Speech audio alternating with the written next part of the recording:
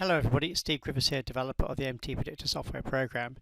In today's MTPredictor video, I'd like to take a look at a W3 or a Wave 3 trade setup that we have in our MTPredictor tools, with an example that's recently unfolded on a slightly longer term chart, a 15-minute chart of the ES. But as usual, we have to start with our risk disclaimer and remind you that all examples in these videos should be considered as hypothetical. No trades are actually taken, they're just shown for illustration and training purposes only. Remind you there's a risk of loss in trading and investing, or put another way, all professional traders know and understand, but more importantly accept that losses can and will and do unfold. No matter what trading approach you take, there always will be losing trades. Right, so the trade setup I want to look at is our W3 or Wave 3 trade setup. So what is this? Well, it's a way of finding the end of a Wave 2 to then trade the Wave 3 in the Elliott Wave swing. Why do we like this? Well, typically the Elliott Wave 3 is typically the strongest and longest swing in a completed 5-wave sequence. I just want to put the major pivots on just so we can highlight this a little bit easier. By the way, this is our standalone version.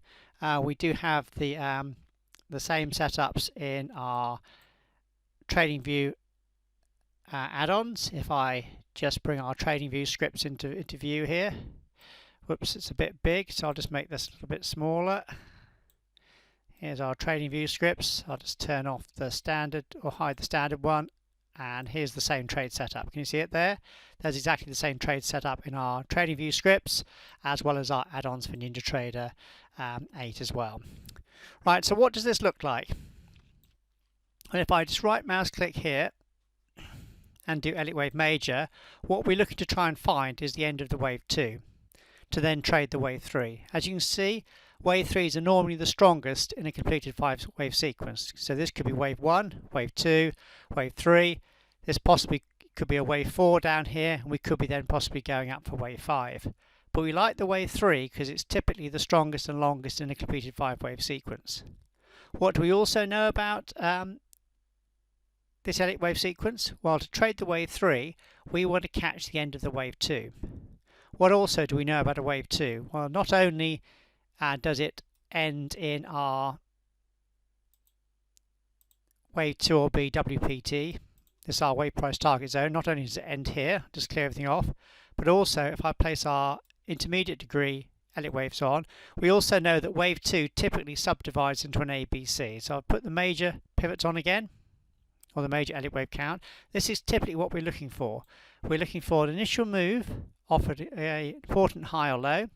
That would be defined as Wave 1. We're then looking for an ABC correction into a Wave 2. So this is the initial correction against the initial move of the important high or low. We're then looking to enter the trade here to then trade the Wave 3.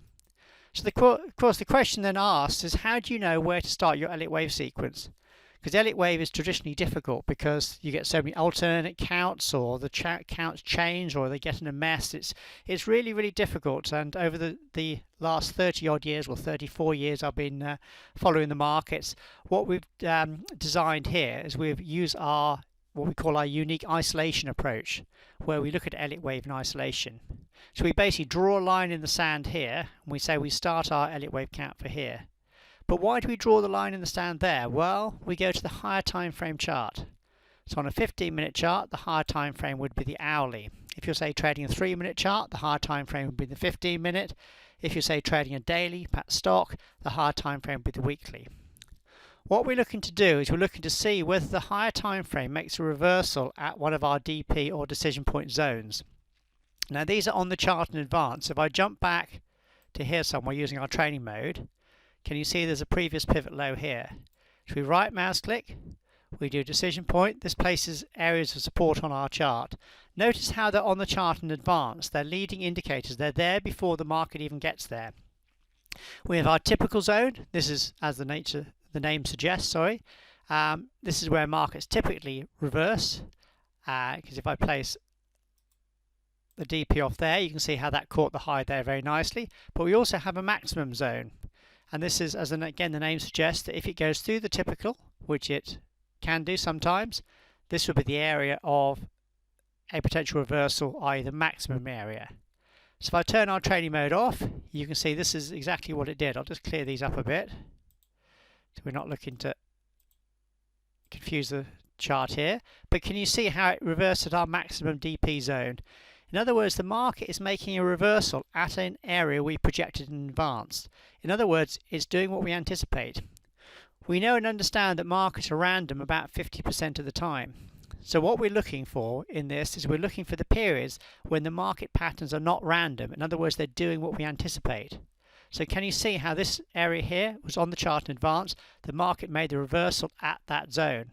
So that is why when we come down to the shorter time frame chart, you can see there it is beautifully. There's our 60-minute DP support zone, caught the low nicely. But can you see how, because the market was doing what we anticipated there, in other words, reversing at our DP zone on the higher time frame, that's where we start our Elliott wave count. So we draw a line, our stand there. So the initial move up, as we've seen, will be wave 1. Initial move down, unfolding an ABC correction, will be wave 2. I'm just going to take those pivots off for a second and just show you what this looks like now. So here we had, as it was coming into this zone, we had a W3 or wave 3 trade set up. Notice how our MTP trend also helped confirm this. In other words, it was red for down, black for in the process of making a reversal, i.e. around the support zone, then turned blue to help confirm the large degree trend was up. So if we right mouse click over our blue buy bar here, which came in here, so I'll right mouse click, do analysis, this then gave us the trade setup. So it gave us the entry level, our stop level, where we'd be stopped at if we were wrong. Remember, stops are there for a reason because not all trades work out as anticipated. As I said right at the start in the risk disclaimer, losses can and will and do unfold. But in this case, it took you in long. We use position sizing. In this case, risking less than 2% of a sample $20,000 account. That would mean going long one contract. Our target is then the typical wave 3 WPT. In other words, the wave price target, where we anticipate the wave 3 to end. And this is why we like our W3 trade setups, because as I said earlier in the video, the wave 3 is usually the strongest and longest in a completed 5-wave sequence. So as you can imagine, it represents a large profit potential. But the important thing is not just in a large profit potential in dollars, but in this risk-reward units. This is where we compare what the profit would have been at this high compared to the initial risk required to take the trade. In other words, the profit, if the market gets there, which it did in this case, compared to the loss if you'd made a losing trade. And in this case, the profit was 11.9 times greater than the initial risk. Can I call that 12 for easy maths? Almost 12, should we say that?